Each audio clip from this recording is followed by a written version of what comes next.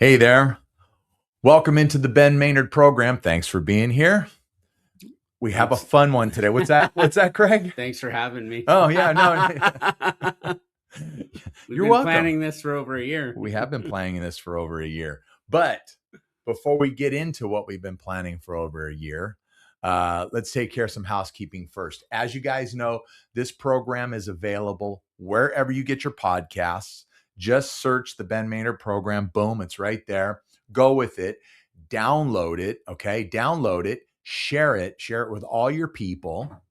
You can give me a 5-star rating because I deserve it.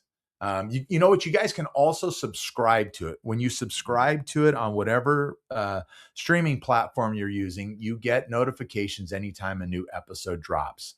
However, if you're watching because you can't resist some of this right here, and maybe this morning a little bit of that over there, thanks for doing that. You're watching on YouTube, and I appreciate it, but you got to do a couple things for me first. One, you have to subscribe to the channel, hit the notification bell. Again, whenever a new episode drops, you get notification.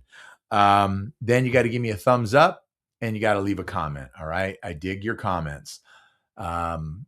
Then you have to tell 1,000 of your family and friends. Tell 1,000 of your family and friends about this great podcast, the Ben Maynard program. You know, the content is better than the host. All right. But just, tell all your people about it. Last but not least, follow me on Instagram, simply Ben Maynard program, all one word, or where I'm a little more active on the TikTok, that is at the Ben Maynard program. So there are plenty of ways to take in this show for your dancing and listening pleasure. And you can see I have a guest in here today, and it is my long time, we'll get into that too, friend, Craig Dodge. Craig, thanks for coming in. Thanks for having me. Yeah, of course. Yeah, we go back to Boy Scouts, right? Or Cub Scouts. Cub Scouts, yeah. Go back to Cub Scouts. Craig and I go back to the 2nd grade. That's when we were in Cub Scouts together. Yes. We were den number 2. Oh, wow. You got a better memory. We were den 2, pack 462. That's right. We were in Cub Scouts together. That was along with, let's see, I think Steve Kerfman was in our den too, wasn't he? Steve Robledo. Steve Robledo was. John Turco?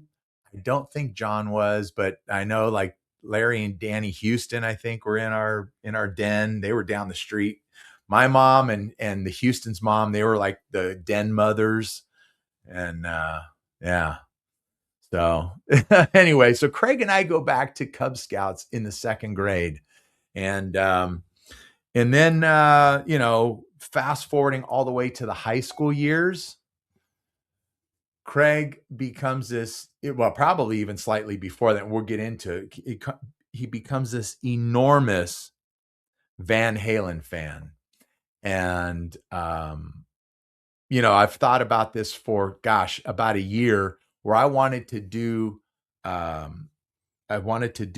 show on Van Halen. Actually, I wanted to do 2 of them because I wanted to break it up. You've got the Roth era and you've got the Hagar era. And when I told Craig that, Craig says, "You better not do the Roth era without me." Did I say that? You did say that. I said, "You can do it then. You can come in studio and we can cover David Lee Roth together then." I think Craig will add something that I can't. So, so that's kind of how it goes. So let's start here then, Craig. When did Van Halen come on your radar? I think I started hearing Jamie's Cryin on the radio. Okay. And then one time I went over to my cousin's house. I think it was 1979. And his mom had bought him Van Halen 1 and Van Halen 2. Both, huh? Yeah. And we would sit in his room and listen to it on a turntable. Of course. Come on. You have to listen to it on vinyl. Okay. All right. So that was somewhere around 79 then? Because I think it was 70. It was 70. If it wasn't 79, it was 80, but I'm pretty sure it was 79. So prior to Van Halen coming on your radar, what is it that you were listening to prior to that? I was a Kiss fan. Okay. Okay. All right. See, similar paths, I think. And I know for me, and I don't want to bore the audience too much because they know a lot about the stuff that I liked and how I came up to liking music. But I did like a lot of different music, but for whatever reason, it was like Kiss was that band that just grabbed a hold of me. And I don't want to say they were my gateway, but I guess they were my gateway. Mm-hmm. And I became such a fan of Kiss that everyone else, all other bands out there, were a threat to my Kiss fandom. Okay, I just weird thinking. It is. It's bizarre thinking. But what's even more bizarre to me when I stop and I think about it is I loved Uriah Heep. I got into Uriah Heep from my older brother Jim. Oh, they're a good band. They're tremendous. They sing that song "Love Hurts," right? No, that's Nazareth. Oh, okay. Yeah. But that's okay. That's all right. No big deal. But Uriah Heep's great. So I liked Uriah Heep, but it was weird as I didn't consider them a threat to Kiss. I liked the Beatles. I used to listen to the Beatles a lot and the Beach Boys. Not a threat to Kiss. Okay. Mm-hmm. So it was just, like I said, you're talking like 11, 12-year-old kid, 13-year-old kid. So everyone else was a threat. And then I heard this band, Aerosmith. Mm-hmm. They came onto my radar. The first thing I heard from Aerosmith was the Get Your Wings album. And Lord of the Thighs, and which is that just absolutely dynamite song. But then I think I could start to open up things a little bit more. So I don't know if that was a similar thing for you where you were a Kiss fan and then I don't know. I think I was enamored by, the Kiss show. Okay. The breathing fire, the spitting blood, the makeup and the show. I mean, it was a phenomenal show, but I don't want to be mean, but musically, as I got older, they seemed like they were lacking a little bit. Okay. Not that I don't enjoy some of their songs, but when I started listening to Van Halen, I mean, it was just a game changer. I mean, when they came out with their first album, it blew everybody away. They were just like, oh my God. Yeah, I would completely agree with that. And then Van Halen, for me, they didn't come onto my radar. I would say that after the Kiss and then I let Aerosmith into my world. Mm-hmm. I would say Van Halen was kind of right around that time or right after that. And listening to that debut album, it was probably, I'm thinking this was in 79. So the album had already been out for about a year. And it was, to use your word, you said game changing. And it really was. It was in the music sense. And it was game changing. You put the needle on the album and the first thing you hear is this rip roaring guitar solo by Eddie, and no one has ever heard anything like that before. And so much so that it, if you're 12 or 13 years old, 14 years old, whatever, and you hear that, I mean, that's almost scary, just because it was so intense and in your face. And it's funny. I used to think like Jamie's Cryin, like that was really heavy. Like, and now when I look back and you see the music that's come from like Metallica, Slayer, and Pantera, like it almost seems like bubblegum. Yeah, it's definitely evolved. But in 78, when that debut album came out, it was like, it was like nothing that anyone had ever heard before. And it was very heavy, in the early 80s. But it was melodic too. Very much so. Very much so. Because, Eddie Van Halen was not just a tremendous guitar player, but and musician, period, because he was a drummer, as you know, before right. he picked up the guitar. I think not for very long. Yeah, but I mean, he could play everything. He played the piano as well. Mhm. But Oh, did you? I'm sorry. go ahead, go ahead. I don't know if you know this, but their mother wanted them to be concert pianists. I'm not sure if I've heard that one before. Maybe I read it in Alex's book. Oh, okay. But I've only got to page 24. I wish I would have. Maybe we can do another podcast when I finish the book. Yeah, well, maybe you'll have to review the book. Yeah. So, but Eddie was a virtuoso, and he was an innovator and a creator in that sense. And so he was looking to do something and try something that probably one he hadn't heard before, and we hadn't heard before either. So yeah, that was in 78, that was very, very heavy stuff. And not just the eruption guitar solo, but you get into that cover of You Really Got Me, really heavy. Everybody knows the Kinks version of You Really Got Me. And then what was that, 64 when that came out? That was considered heavy. I never really knew of the original You Really Got Me. I thought I didn't know it wasn't a Van Halen original until later. Yeah. Yeah. And I don't know. Did you know? That song "You're No Good" on Van Halen too? Yeah. That was originally sang by Linda Ronstadt. Sure was. And I didn't realize that until about the last couple of years. Oh, no. See, yeah, I knew those were cover songs. Even back then, I knew they were cover songs. I tried to look up who wrote Ice Cream Man, and I couldn't find it. I don't think that Van Halen wrote that. You know what?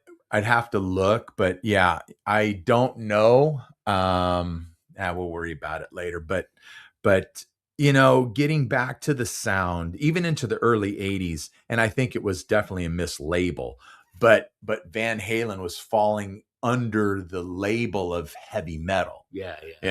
Which, like I said, definitely a mislabel. They're just a heavy hard rock band, through and through. And it doesn't matter if it's the Roth era, doesn't matter if it's the Sammy era. They're just a hard rock band. And a lot of melody, even more. I think they even got more melodic when Sammy joined the band. But this is the Dave years, so we'll get back.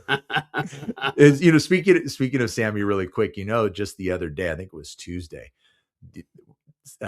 celebrated 40th anniversary of 5150. Oh wow! Yeah. I think something came out.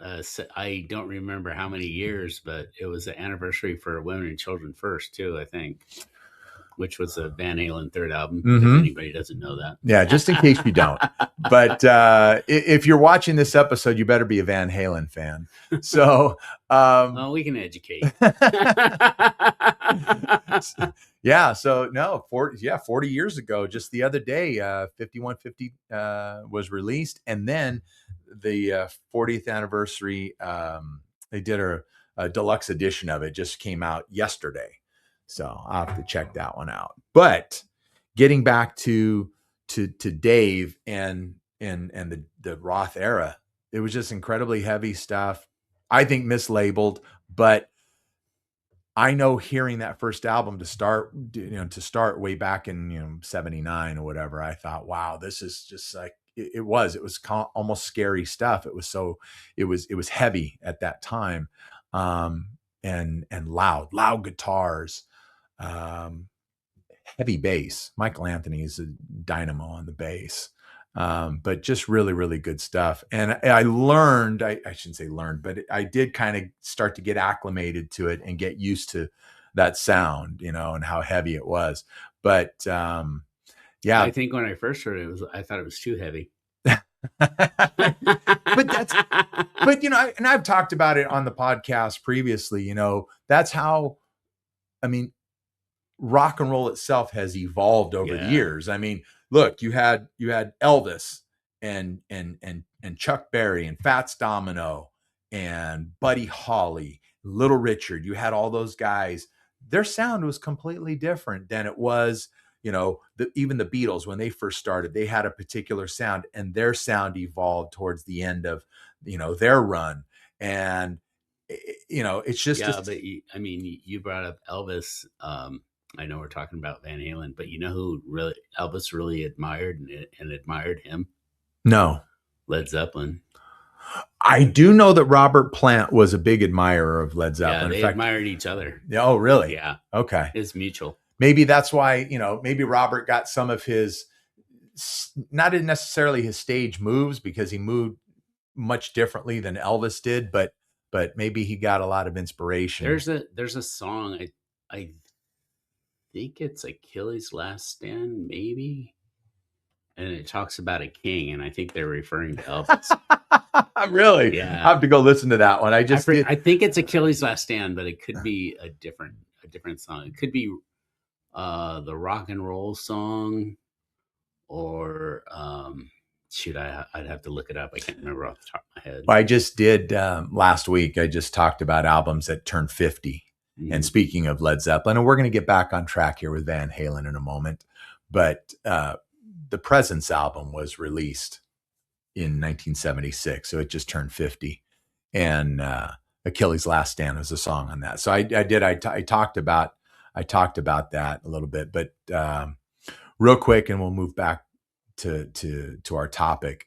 I think it's on the Song Remains the Same album, and I believe it's during A Whole Lot of Love, and Robert Plant name checks Elvis in that song. That could be one of the best metal songs ever. That started out as one of the best blues songs ever, because that was a blues song. That might have the best bass ever too. Mm-hmm. Good stuff. But okay, so the first time that Van Halen comes on your radar, you're listening to the debut album, you're listening to Van Halen 2. And it's like, now it's just opening up things for you. When was the first time that you saw Van Halen live? The Women and Children First tour. That's what, 1981? No, that was probably 1980. Okay. I think Fair Warning was 81. Yeah, you're right. Yeah. Okay. Because they were doing an album a year at that point. And I think at that time, I'm guessing, I don't know, I never saw them before that. I think they were really coming into their show. Like when you first get out there, you're kind of filling things out and everything, right. But I think that's when they started to get huge. Oh yeah, no, by Women and Children First, they were they were already. And I remember I bought the Women and Children First album, and I brought it home and I listened to it, and I didn't like it. Really? What didn't you like about it? I don't know, but after I started listening to it more, I began to love it. But I think for me, music, any kind of music that I listen to, if I like it right away, I think I burn out on it. But I didn't realize how great it was. Okay. Well, let's see, the one big song is what, And the Cradle Will Rock. Yeah. I think my favorite song on that album is Everybody Wants Some. Yeah, no, that's when people ask me what's the best drum solo, I'm like, I think Everybody Wants Some. But sometimes, I don't know, Van Halen has so many good songs. How can you just pick one, right? No, it's true. It's true. It's definitely true. So Women and Children, that was the first time you saw them live. Mm-hmm. Where did you see that show? I think it was at the Forum. Okay. Which would have made a lot of sense, certainly in 1981 or 80. That would have made a lot of sense, seeing a show at the Forum. There was so many. It's funny because I used to hear a lot of people say, "Oh, I went to see Van Halen. Dave was too drunk and it sucked." But man, when I saw him, he killed it. Okay, so Dave wasn't too inebriated to. No. All right. So he remembered most of the song. Drank half a bottle of Jack. There you go. And he remembered most of the song lyrics and all that kind of stuff, right? So hey. Talked about his probation officer. Probably didn't really have one. It just sounded good though, right? And there was what was it? I think it was in 81 or 82. There was, and its story may have even come out earlier than that Dave had paternity insurance through Lloyd's of London. Yep. Yeah. That was Dave, quite the coxman, Yeah, just did we just go to PG? He was just covering all his bases. Sometimes I would go watch interviews of him because he's hilarious. Yeah, and sometimes he won't shut up either. They asked him if he wanted a family, and he said, I am a family man. I started 3 this year. Oh, man. Oh, my goodness. That would be sad. I know. It's funny. They say that, George Washington's the father of our country and all that. But you know what? In reality, getting back to Dave, he might actually be the father of our country, right? I don't know. I think if there was someone out there, it would have been in the news. I heard Roger Daltrey from The Who has found out he had 6 kids he didn't know he had. Oh, man. The rock and roll lifestyle. Oh, geez. So, all right. So the first time you see him is on Women and Children. You see it at the Forum, and you're just like blown away. And that was it. I mean, what was it prior to that, or when was it like Van Halen? That's my band. That is it. Those are my guys. I don't remember when it was, but I was kind of leaning more towards Led Zeppelin, which has probably more talent in their band than Van Halen. I'm not trying to diss anybody here, but I mean, I just like Van Halen better. I mean, I love Zeppelin, but Van Halen's they're my number one. I mean, Eddie was just so amazing. Yeah. And Roth may have lacked in some talent, but he seemed to be able to make up for it with just, he wasn't the best singer, but he just, the way he carried himself, he's been called the best frontman ever. And they'll say not the best singer, but the best frontman ever. He could bring it. He could pull the crowd. And there's a difference between a lead singer and a frontman. There's a big difference between that. Yeah. You can have guys that have tremendous voices that, want to turn their back on the audience, hide behind the lead guitarist, whatever, and just don't have a great stage presence. And then you can have guys like, like David Lee Roth, may not be the most technically sound vocally, but definitely keeps the crowd into it, brings the show every night, and he has been a true entertainer over his career. A true front man. I don't know if you know this, but I read this. Their manager Ted Templeman. He was the producer. Okay. Yes. Well, in the beginning, he wanted to get rid of Dave. Yes. And he wanted to pull Sammy in. That would have fundamentally changed the band. I don't know if they would have made it as big. I mean, Dave was like the marketer of the band. I mean, and Ted said, the more he got to know Roth, that he was very well read, very articulate about the way he put things together. And he said Dave was brilliant. And then he said it never would have happened without Dave. And I agree with that. And it was early on. It was during the recording sessions of the debut album. Ted had already worked with Sammy when Sammy was with Montrose. And so he was familiar with Sammy's ability. And Sammy has great abilities. He's a better singer than Roth, but Roth has an octave. Like, I don't know a lot about music, but his ability to scream at a certain level. Yeah. Sammy can't do that. So when Sammy joined the band, I know we're talking about the Roth years. Yep. There was some songs that they could not do because Sammy couldn't do them. Yeah. And there obviously was a quality that David Lee Roth was bringing to the table, not just his equipment. Okay. Cause Roth he had the money. Yeah.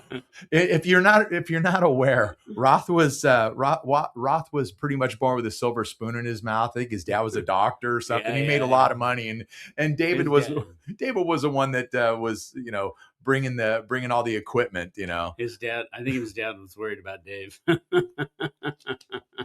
But But there was a quality once Ted got to know Dave a little bit, because yeah, you're right. He did want it. He was really considered having the guys replace Dave with Sammy. But the more they sat down, the more he got to know him, he also could see the way that David Lee Roth was crafting a song. Well, do you know who had the best voice in Van Halen? Well, Michael Anthony is just absolutely, come on. And to this day, Michael Anthony still sings that well. How does Michael Anthony end up as a backup singer? I know. I don't think Michael really cares. I mean, he seems like the most chill, what's the word I'm looking for? Laid back guy. Yes. He's just like whatever. Like, I remember when they got back together with Roth and they had Wolfgang Van Halen play bass. Mm-hmm. I don't think they ever told Michael. He said he heard about it. and he was like, it's cool. He goes, it's not like I need the money. Yeah. Well, and, obviously I've never met Michael Anthony, but every interview that I've heard, he just comes off like just the most genuine guy, just very down to earth, very genuine. Mm-hmm. Just a really, really nice, probably held up the best too. Probably so. Yeah, probably so. But, so getting back to the way that David Lee Roth could craft lyrics, you would mention that he was very well read. And yeah, I mean, Dave could carry on a certain way on stage, but it doesn't necessarily mean that's who he was off stage. Probably for the most part he was, but there are certain aspects of him that were different. Like nobody would have thought, that this guy jumping around on stage doing flips and swinging a samurai sword and all this stuff has got to be this, educated, well-read guy. No, he's just a drunk and he likes to get high all the time and then show. I think they're all true. Can it all be true? Haven't you ever heard that? I don't care what they say about me. It's probably all true anyway. but yeah, he was well read and he could craft lyrics. He was really, really good at look,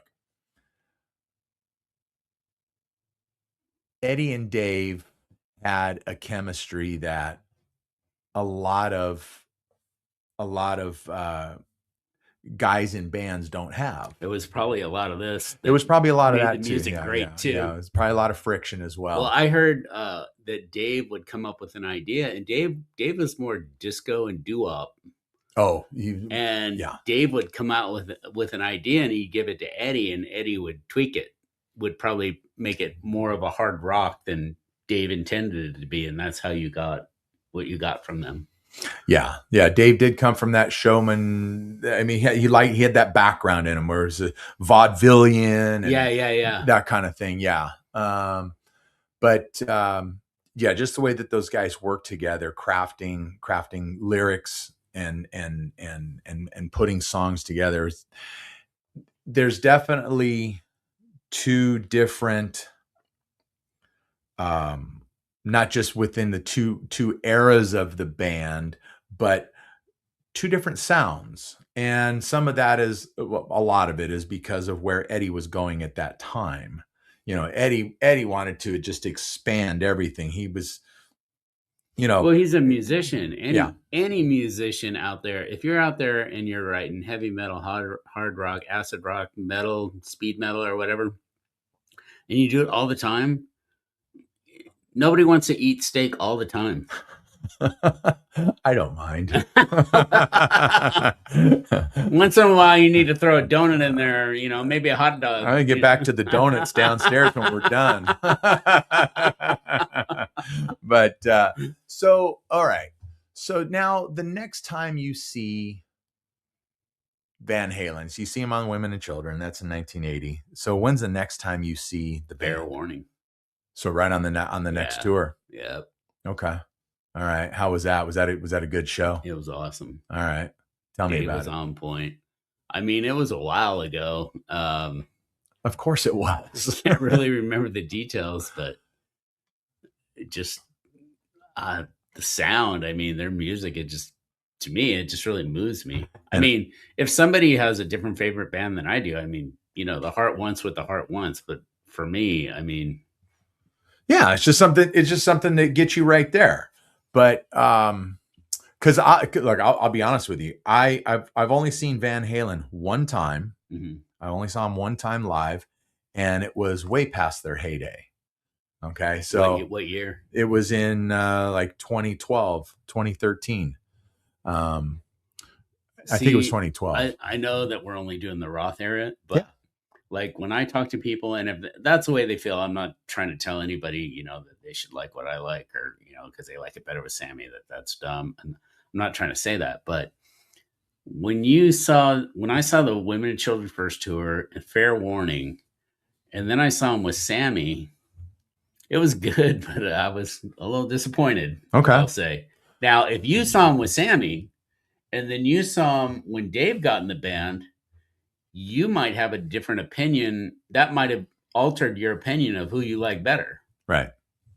And if you would have saw him in the beginning, in the middle, and then when Dave got back, you still might like it better with Sammy, and that's okay. I don't want to tell people they're stupid, or I don't like them, or that they're dumb. But I'm saying, if you didn't see the beginning and you're comparing when Roth got into the band to when Sammy was in the band, it might alter your opinion. Well, there's no question. There's absolutely no question that probably from,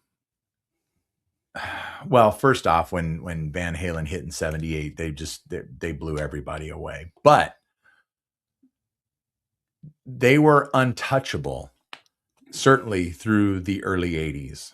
They were an untouchable band, and it's like nobody compared to them.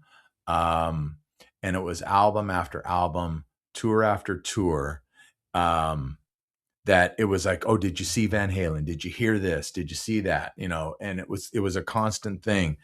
And like I said, they were probably the hottest band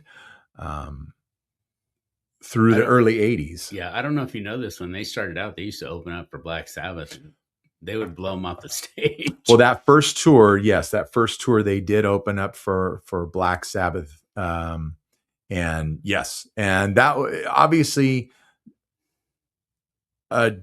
still a different sound, Van Halen from Black Sabbath, but Black Sabbath wasn't in a good place. Those guys were just. It might have been because Ozzy was probably partying too much. Those guys were drugged out, of their skulls, and so they were not in a good place. And you know what? Good for Van Halen, though, because they took advantage of it, and they did. Yes, they were known for blowing Black Sabbath. How many bands in the history of rock and roll, in the history of music here, can say we blew Black Sabbath off the stage? Here's a fun fact that I heard. I watched an interview of Don Dokken from Dokken. Oh, yeah. And I didn't know this, but I think Dokken kind of started before Van Halen, and Van Halen was opening up for Dokken. And Don Dokken said he used to sing and play guitar.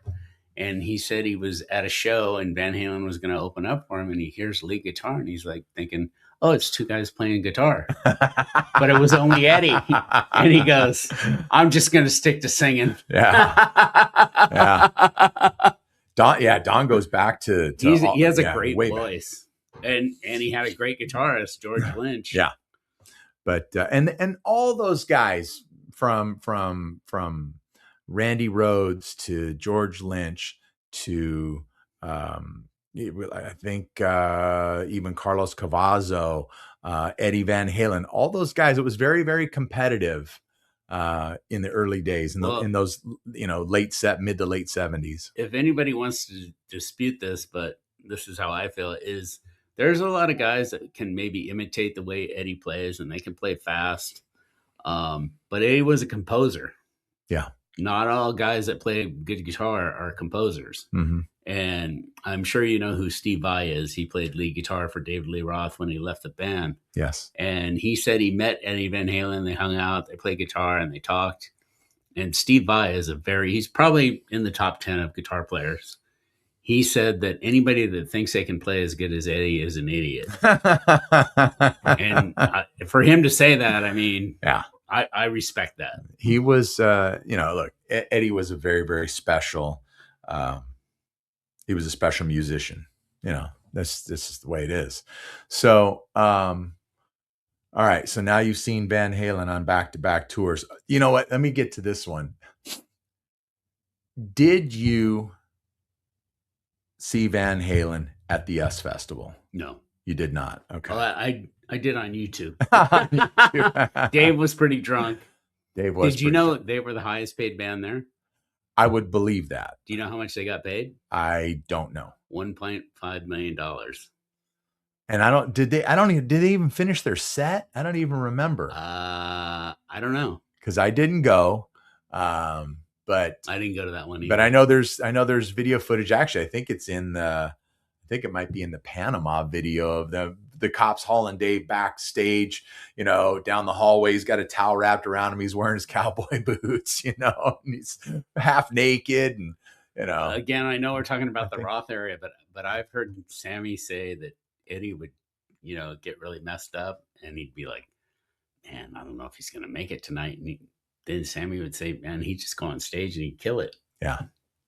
I think there's something to be said for when the lights come on, everything changes, another thing too, is I heard that Eddie didn't like Dave, but he wouldn't show it on stage. I don't know. I could see that it being a possibility just because of who David Lee Roth is. He's just a huge personality, and he's look at me kind of guy, always wanting to be the center of attention. And but he was. He was. Yeah, no, he was. You know what they say? It ain't bragging if it's true. Yeah. But and I think there might be some truth to that, especially when you fast forward to the 1984 album and era, and David Lee Roth leaving the band after that tour. I think that there's just too much tension between him and Ed. Well, there's a lot of reasons why they split up. Share. Yeah, share. Oh, Cher. I thought you were talking about no, not Sonny and Cher. No, not Sonny and Cher. Well, Cher. Well, I mean, some say, Dave was a jerk. They didn't want to deal with him anymore. But some of the interviews that I've watched, David Lee Roth, was at the end of the sixth album. He was the only single guy in the band. Mm. And I think the other guys wanted to take a break and spend some time with their family. And Dave's like, I want to be back on the road again. So he kind of started doing his own thing. And then another time, Dave mentioned that Eddie and Alex were in rehab a lot. So, maybe it wasn't just creative differences. Maybe, I guess, I don't know. When something works, I mean, I wouldn't mind doing a job for a while if I got paid really well, but after a while, it kind of wears on you. Yeah, kind of like there's not enough money to make this thing work. Who knows what the band would have done if they would have stayed together? Would they have still been great? Right. I don't think they would have been bad. I mean, like the Beatles, they're a great band. There's Van Halen probably never would have happened if it wasn't for the Beatles. There's a whole lot of bands that wouldn't have happened. Yeah. But man, when I listen to the Beatles in the morning on KLOS, some of the songs they wrote, I'm just like, just sounds like they were just writing to write. Like it wasn't really like, I don't want to listen to this. It doesn't sound good. I mean, they had some great songs, but after a while, and a lot of bands, once they hit a certain thing, you can't continually do the same thing because people are going to get tired of it. And you got to change. And when you change, it either works or it doesn't. Right. And your fan base is going to come along or they're not. Yeah. And if they don't, then you hope you develop new fans. A lot of bands goes. I think one band that was really good at changing and all staying together was U2 because their sound changed a lot. For better or worse, if you ask me. Yeah, there was one out. What was that one? Octoon Baby or? Yeah, I kind of got lost there. Yeah, they kind of lost me there. I gave him a pass on that one. Yeah. from that point forward, they kind of lost me. Anyway, so okay. Well, here. So all right. Now, can you say? Do you have like a favorite live show that you saw Van Halen? Oh, it had to be Women and Children First and Fair Warning. Okay. All right. Like I said, I didn't see them until it would have been really neat and interesting to see Van Halen back then. It didn't matter if it was early days. It didn't matter if it was, up to the 1984 tour. I think it would have been good to see that for me. I'm not trying to be mean, but that's okay. When Van Halen got back together with Roth, I was all excited. I was trying to get tickets and I couldn't get through, or I don't know why it wasn't working out. I was trying to get them online or something. And then after they came out, I looked them on YouTube and I'm like, it's not as good as it was in the 80s. I wouldn't have liked it. Like I wouldn't have been impressed. I mean, right. Well, and I could see that too. Look, for me, like I said, I saw them in 2012. They were touring a Different Kind of Truth, and the opener was Kool and the Gang. And Van Halen? Yeah. Oh, when they got Roth back in the band. Yes. So I liked their performance. Definitely, it was a really good show. However, look, you're talking, this is 14 years ago. So we'll say Roth he's got to be like 72 years old. So, so minus 14, he's like 58 years old. He's certainly not going to move around and jump around. And he didn't. He did some dancing and stuff. Yeah. He was wearing like some like ballet type shoes because he had this, for lack of a better word, it was like a slip sheet in the center of the stage, so he could slide and glide on it. And so he did a lot of that. Well, I can't jump off the drum set anymore. He touched my toes. He was not jumping off the drum riser and doing the Russian splits or anything like that. No, he was not doing that. But it was a good show. However, I was like, okay, let's like stick to the lyrics of the song, Dave. But then you have to understand that was pretty much Dave throughout most of his career, is where, he either blows a line or changes a line, comes in late on a line of the song or whatever. It's not, if you're expecting it to sound like it does on the record, then you're going to be disappointed. Yeah, but that's all I think you always get that in a live show. So, but they did put on a good show. Oh, I got another fun fact for you. Okay, give me another fun fact. Did you know Prince jumped off a piano and touched his toes? I didn't. Do you know why he did that? I don't know. Because Apollonia was dating David Lee Roth and he didn't like it. Know that? No, I didn't know that. So Dave stole Prince's girl. Or was it? I don't know. Or was it before? I don't know if it was Prince's girl, but Prince didn't like Apollonia dating David Lee Roth. Gotcha. Yeah. Okay. I didn't know that. I did not know that. Okay. There you go. I'm always acquiring Van Halen knowledge. I don't know why. That's okay. So, and car knowledge too, but that'd be another podcast. That's another show. Now, I think that a lot of people would be hard pressed, music lovers, critics, whatever, would be hard pressed to find another band that had their first, let's say first 4 albums for sure, that are just like untouchable from start to finish on each album. Would you agree with that? Mm-hmm. And you look at the Van Halen debut album, you look at Van Halen 2, you look at Women and Children First, and then Fair Warning. Those albums are really just untouchable. I don't think there's any bands that have a follow-up album after their debut album that is as good as Van Halen. That's possible. Like I said, you'd be hard pressed to find that in anyone. Now, I like the Diver Down album. Okay, that's a great album. Yeah, I like it. It's like the shortest album of their first 6 albums. It's the shortest. I didn't one. know that. Yeah, it's the shortest one. It was a rush job. It wasn't even really supposed to happen, but they put it out. They needed an album for the "Oh Pretty Woman" tune, is what they needed, because they were putting that song out, and I think that's killed it. No, they did do a great job with that song.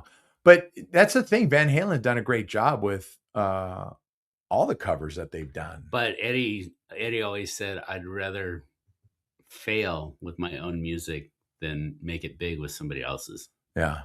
But I think Dave liked the covers. Yeah. And I think that had to do with a lot of what Diver Down is like half covers. I think 5 of them. Four or 5 of the songs. Streets, yeah. Pretty Woman. Yeah. What are the other covers? Oh, Pretty Woman. Well, they do the Happy Trails at the end. I want to bring this up. I think I've said this to you before, but I think it's very interesting. Is that on Diver Down, there was 2 songs on there that never really got popular, and they're so good. And one is Hang 'Em High, and the other one is Full Bug. Okay. Amazing songs, but they never. Yeah, they're definitely deep tracks. But even with that, like I started to say, you could take, because like I said, I do like Diver Down, and then you've got 1984, which was a tremendous album. So you could really even stretch that from 4 albums to 6 albums and say, in any band's catalog and their history, is there another band out there that that has 6 great albums? One right after the other, the first 6, the first 4, the first 6, whatever it is. And I think that's a tough argument to make for anybody. I think the first 6 I don't think any of their albums were as good as their first one, but they weren't bad. I mean, but I don't. I think if you ask the probably most Van Halen fans, hardcores, even casuals, the most iconic probably is going to be the debut album, just because of the impact that it made when it was released. Obviously, song for song, it's absolutely dynamite.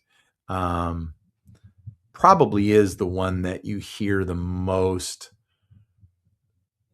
on like classic rock radio. You probably hear the most songs off the debut than you would off of subsequent albums. So maybe that has a little bit to do with it too, but I think I hear Jump too much. Probably. I love 80, but I wasn't a big fan of Jump. It was look, it was a different song. It was certainly more radio friendly, but you can't complain. The song went to number 1. Yeah. Okay, the song went to number 1, and this is what's really cool about the Van Halen catalog, and more specifically in the Roth years.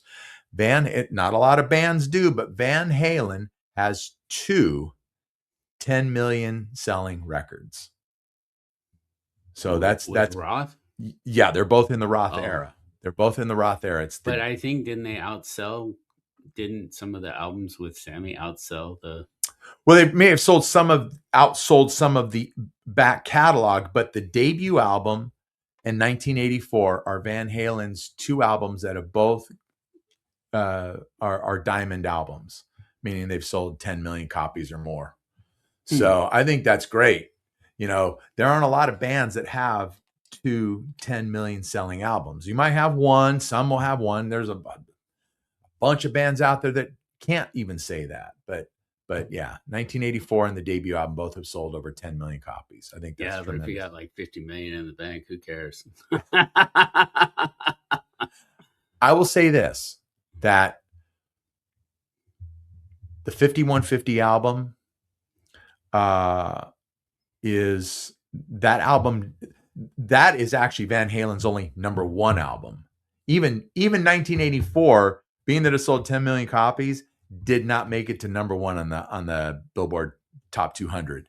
But 5150 did make it to number one. I wonder if that could be like marketing or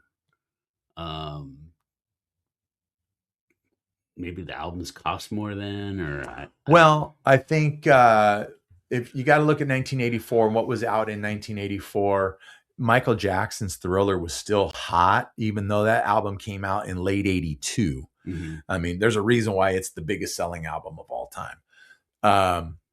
But that definitely helped to keep 1984 out of the number one spot. Oh, it did. That one did. And then you fast forward to 1986 when 5150 is released. It depends on what the albums are out at the time, but 5150 did claim the number one spot on the top 200.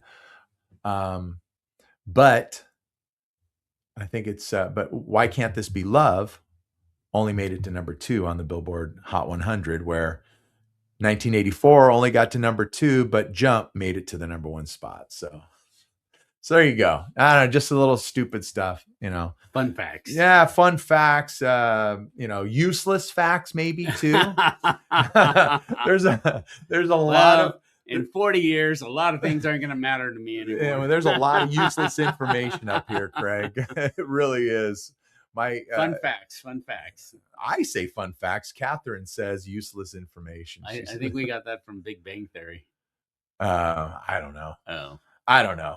But so I asked Craig if he would put together if he would rank the Van Halen albums, the Roth era albums. There are 7 of them, just in case you aren't aware. They're certainly the first 6 from 1984 all the way back to the debut album. And then there's 2012's A Different Kind of Truth. So I asked Craig if he would do that. And they're almost in order. He was like, dude, I told him yesterday. He was like, dude, you're not giving me a lot of time to work on this. I did it this morning. And I forget what else you told me to do, but I think I did it. I told you to make a top 10, but you see my top 10 is blank right here. I don't even have a top 10. Well, don't look at my answers. I'm not going to look at yours. So anyway, do you want me to give me your number 7. Number 7? Yeah, your number 7 album. A Different Kind of Truth. and we both agree on that one. And probably because when you spend so much, there's a couple reasons here, people. And probably a lot of that too. But when you grow up, remember, Different Kind of Truth, there was almost 20 years from 84 to 2012. That's 30 years, almost 30 years in between releases with David Lee Roth. A lot of stuff's changed. I know those are a lot of old songs that they brought back. There were, and put a fresh coat of paint on them and that type of stuff. I forgot to include the greatest hits. Yeah, but that's not a studio album though. No. That's not a full studio. Mm-hmm. So just the full studio album. So Different Kind of Truth. Craig and I agree with that. The magic was gone, but in all transparency too, I myself have not spent I've spent hardly any time listening to A Different Kind of Truth since it came out 14 years ago. Yeah, me neither. Yeah, so I'm just not even really that familiar with it. So what do you have for number 6? Number 6, 1984. So do I. I got 1984 in the number 6 spot. Any particular reason why you would have it that low? It's not a bad album. It's just I felt that the other ones were better. Okay. Yeah. No. And somebody else might feel differently. Yeah, no, I don't think it's a bad album either. I would What was on there? They had Panama. Obviously Jump, Panama, Jump. I'll Wait, Hot for Teacher, Top Jimmy. Top Jimmy was on there? Isn't Top Jimmy on 1984? Am I wrong? Let me look. I got notes here. Let me look at my notes. I got a cell phone. Yeah, well, my notes are more handy. I thought so. I could be completely wrong too. Man, it's taking me a long time to get through these notes. There we go. Yeah, Top Jimmy's there. It's that side 1. Oh yeah, and Drop Dead Legs too. I was gonna say Drop Dead Legs. Yeah. Yeah, I don't hate that song, but it wasn't. To me, it wasn't great. But I do. I like 1984. I would say probably my least favorite song on 1984 would be Jump. Yeah. I like the song. It's a lot. Certainly, if you're a hardcore Van Halen fan. What Roth wrote the lyrics about for the song? I think I'd seen somewhere, read somewhere. It was about a guy that was like going to commit suicide. Yeah. Right. He climbed up a building. He was going to jump off a building. Yeah, but I think it was just the keyboards that scared a lot of Van Halen fans. Like, whoa, what's this?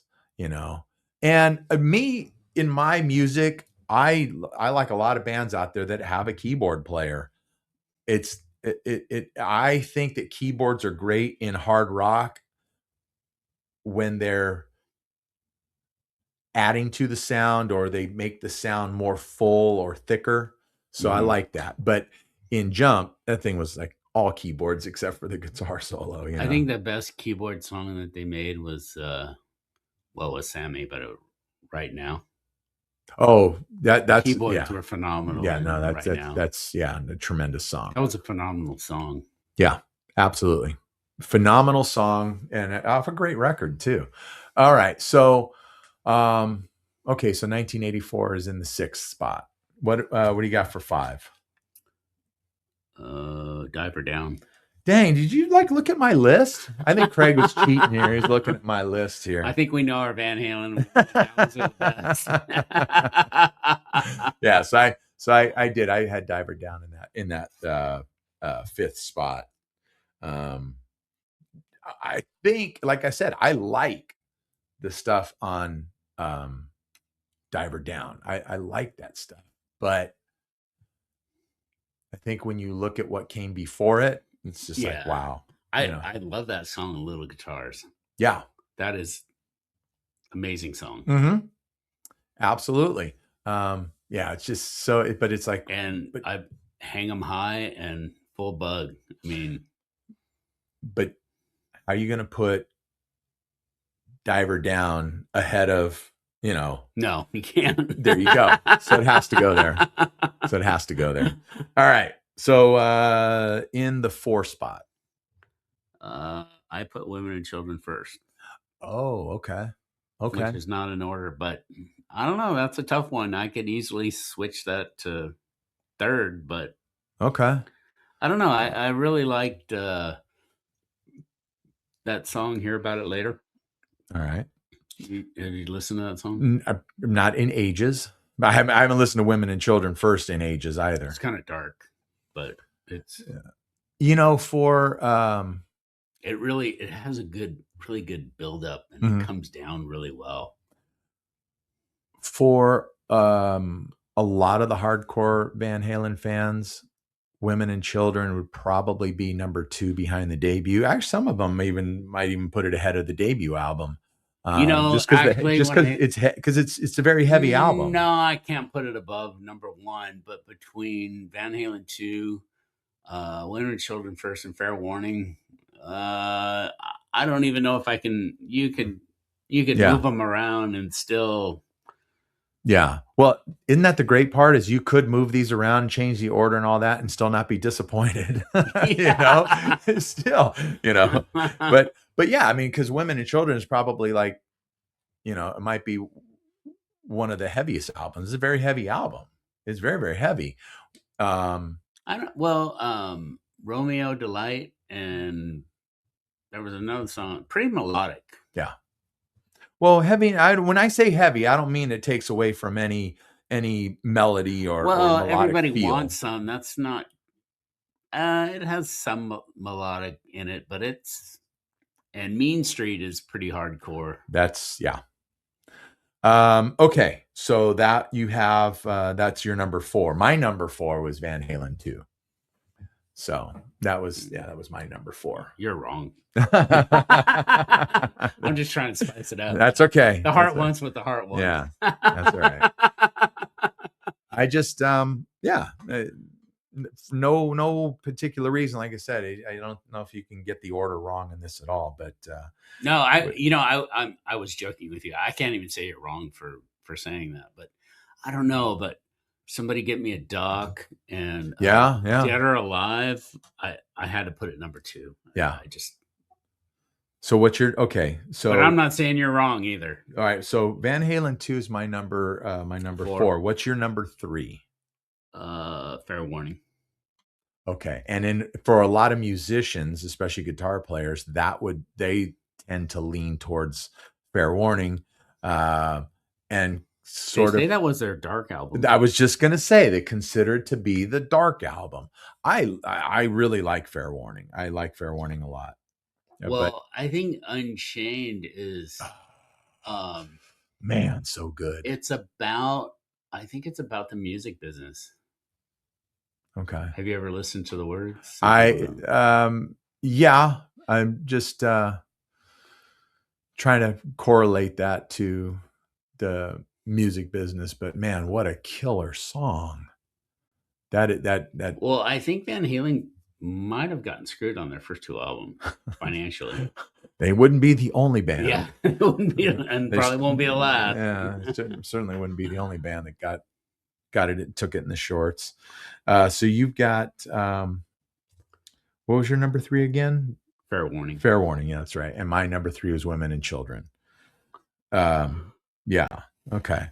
And like I said, it's just there's a lot of great stuff off of Women. There's a lot of great stuff. Like I already said, how can you go wrong with the first 4 albums? And even you can extend it out to the first 6. You just can't go wrong. Well, the other thing too I was going to bring up is when bands make greatest hit albums, sometimes they leave their best song off of it. Do you know why? No. So they'll go buy the other album.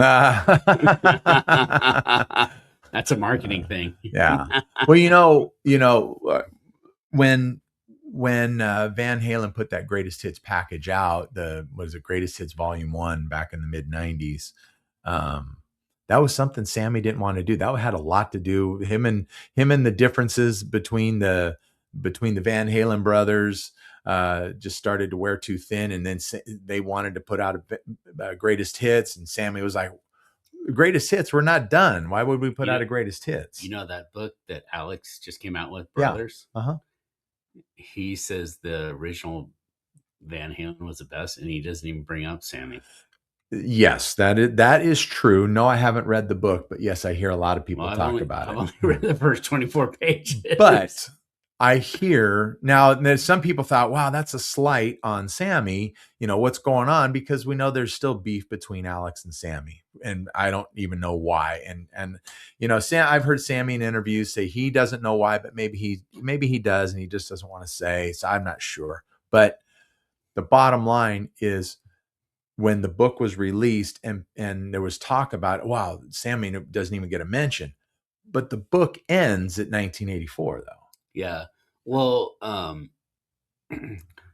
then I think, that Alex and Eddie, their dad was a musician, right? Yes. And he taught them about the business part.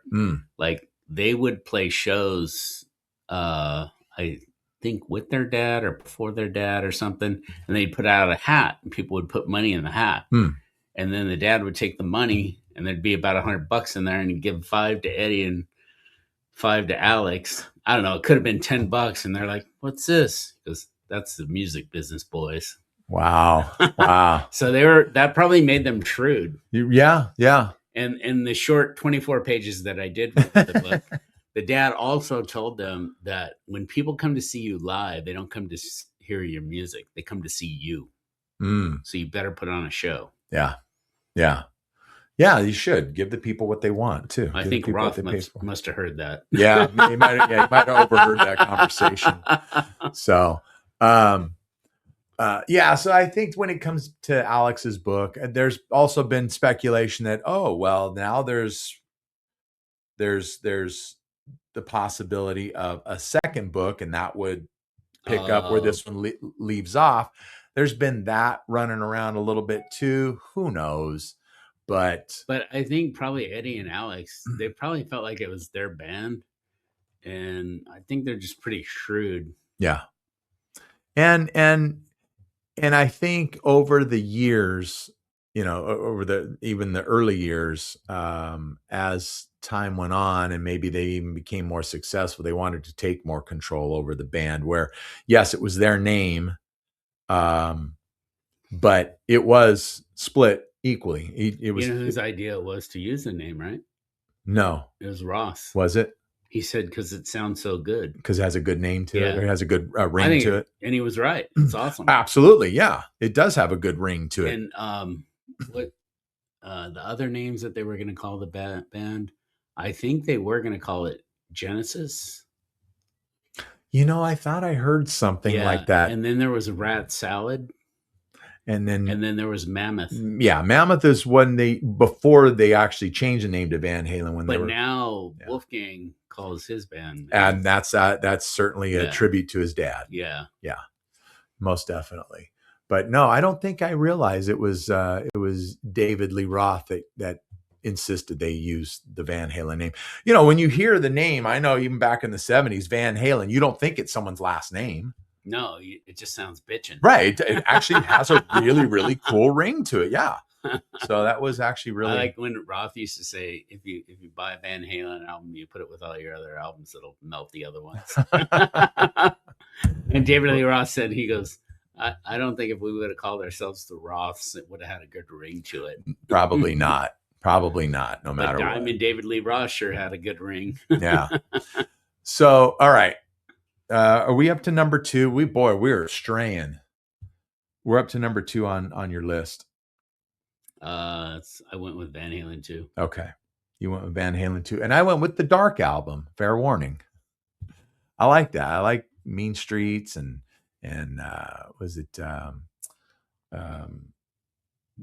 Dirty Movies and. Oh, really? Yeah. I like that. I do. I like that. Yeah. It's just, it's good record. Good record. So I guess there's probably no suspense here as to what our number 1 would be. And that would be Van Halen 1. The debut album. Yeah. I think that's,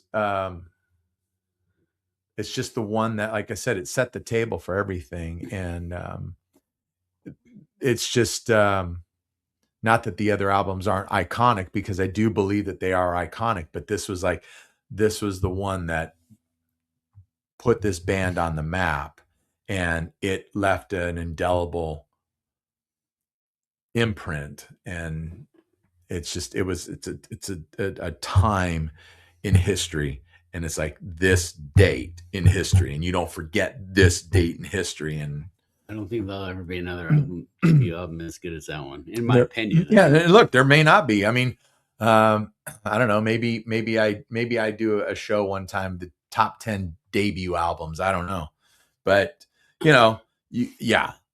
just tremendous. The songs, the attitude behind it, a very, very hungry band that knew exactly what they wanted and how they were going to get it. Did you know there was a band that came out and they said that they were the next Van Halen?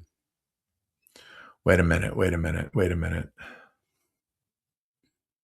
You're going to tell, I want you to tell me, I know I have heard this. They were good. I like them. You tell me. Bullet Boys.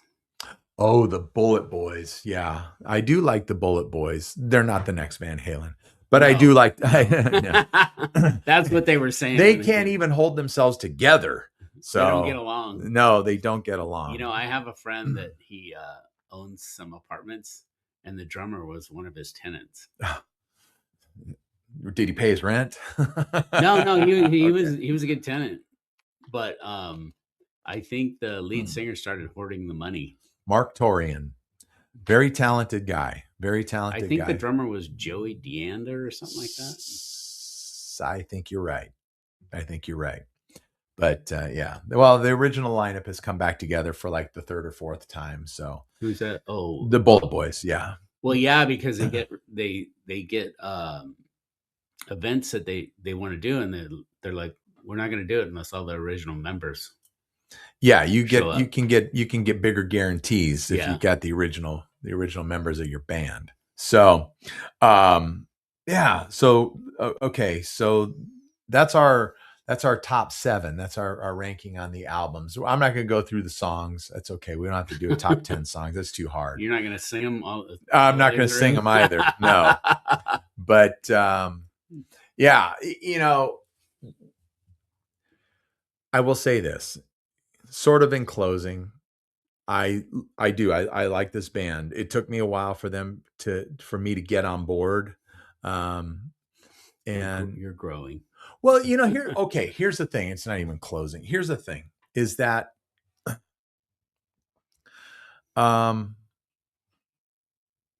like when we were during our high school years, I was exploring a lot of different music because I would be listening to top 40 radio a lot. And during that time, we had a lot coming in on top 40, whether you had rock, country, really? I didn't listen to country that much back then. Like, you know, dance or R&B music. We had a lot of new wave coming in, all that stuff. But it would cross over onto the top 40 stations. You know, a little bit of like Ronnie Millsap or Kenny Rogers, Juice Newton, Dolly Parton was on the chart, Eddie Rabbitt. You know, those artists were making their, you know, names known on top 40 stations. Everybody knew them on the country stations, but they were just crossing over. So you had that mix of music. So I was taking a lot of different stuff. It helped to broaden my I don't know, my musicality. I said, no, my musical taste. It helped to broaden that, helped to bring a lot of stuff into the, you know, stuff that I hadn't even paid attention to in the past. And so I'm liking all this different stuff. And even in 1984, I still wasn't all in on Van Halen. I like stuff here and there, but I wasn't all in on them. And I think it was because of the fact I wasn't all in on them. Like when 1984 hits and Jump is just screaming up the chart and it's just the biggest song. I'm like, I can't stand this. I can't stand it. I don't know. No, I don't want it, you know, and I wasn't a fan of it, but I certainly have, you know, over the years really come to like, appreciate, and more than appreciate what Van Halen has done over you know, the almost 50 years of their career. I think a lot of people didn't realize how great he was until he was gone. No, I think a lot of people, you know, realize how great Eddie was. When he died, my sister sent me a text and said, "Are you okay?" Did she really? Yeah. Wow, that's great. How nice of her to do that. He wasn't a personal friend, but you know what? But I understand that. I mean, remember when we were in high school, we were it was our freshman year of high school when John Lennon was murdered. And how many? Yeah. Oh, I thought I was. Oh, no. I'm sorry. It was our sophomore year of high school. It was 1980. It was our sophomore year of high school. Really? Yeah. I thought it was before that. No, 1980. Wow. And how many kids at school the next day were upset about it? You know, when John Bonham died, you know, how many kids at school? That. Yeah. How many kids at school were upset? I wasn't. I remember seeing kids upset. They were iconic figures to us, and we were so much younger as well, too. But these were artists that we were admiring their music. We were, you know, and just beginning to grow. You know, what's weird is John Bonham was only 27 when he died. Yeah. That's so young. Very, very young. Bon Scott, 27. You know. Wait, no. I think Bon Scott was a little bit older. I think Bon Scott was. He was a little bit older because I think self-induced. Yeah. He was. I think Bon was the oldest guy in the band too at that time. So, but you know, yeah, it just, you know, like the Van Halen legacy will always be there, and I appreciate you very much coming in today just to talk about it, share some of your, you know, your wisdom, your stories. Oh, this is a good time. Yeah, so lucky. He's so lucky to be here. Yeah. I feel famous. Did I tell you I was going to be a singer? No, you did not. Yeah, I had everything it took except good looks and a voice. Yeah, you'll find Craig at the Comedy Store, okay, on Friday evenings. He's got 2 shows, all right? Could we do a show with my jokes? Jeez. Man. Well, look. I got that from a guy that used to work for my dad in his liquor store. He was a beer drinking baseball player, hardcore, brawler and stuff. Yeah. And he used to say that. Okay. My dad had a business partner in his store, and he was an ex-banker. And every time he'd walk through the door, the same guy would look at him. He goes, "Is it true what they say about bankers?" He goes, "What do they say about bankers?" He goes, "Not even bankers like bankers." Oh, geez. Oh, geez. Hey, I don't know if anyone noticed, because we're not like right up on the camera, but you see that hat that Craig's got on his head? It's a nice hat, isn't it? Yeah. It's a nice hat. Just Can you get them on Amazon? You cannot buy those on Amazon. No. It is my swag. Yes, it's my. You can get them at Orchards once a month. Yeah, if you're special, I give them to you. If you're not so special, you may have to buy one. And if you're not special and you buy one, you just hit the special list. You just made the special list. So, yeah, if you want to buy them, you can always inquire. Leave it in the comments, or call me, text me, email me, whatever. The only people that watch or listen to this podcast have my cell phone number. So there.